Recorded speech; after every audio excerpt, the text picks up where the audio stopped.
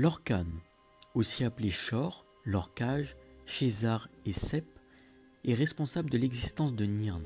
Alors Nirn, je vais pas chipoter, c'est tout bonnement la planète dans l'univers où se situent tous les êtres mortels, que ce soit hommes, elfes, les créatures et tout.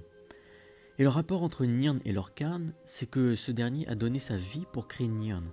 Alors lui, Lorkhan, qui est-ce? C'est une divinité, il représente le dieu de tous les mortels sur Nirn. Il est également considéré comme le roi des dieux. Lorkhaj est le fils d'Anur, frère de la représentation du mâle Padomé. À sa naissance, son cœur s'emplit de la grande nuit, aussi appelée Namira, qui est la princesse d'Aedra. La sœur de Lorkhan, Nirni, lui dit qu'il n'y a plus de place pour donner naissance à ses enfants. Lorkhaj lui promit alors de créer un tel endroit.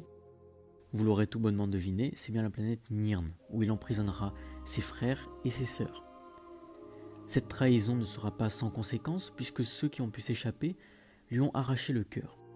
C'est Trinimac, un dieu très puissant, qui a réussi à abattre Lorkhan et à dissimuler son cœur dans le mont Écarlate en Vardenfell.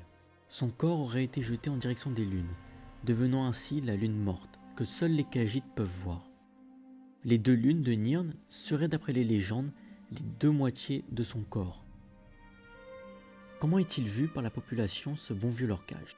Il est haï par les hauts elfes, car ils estiment que la création de ce monde a été qu'une étape de trop pour les séparer du royaume des esprits.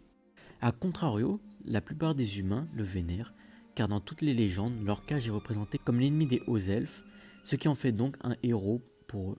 Alors si vous aussi vous êtes fan de la série Elder Scrolls, n'hésitez pas à aimer cette vidéo et à vous abonner à ma chaîne, car il y aura toute une série qui vous parlera un petit peu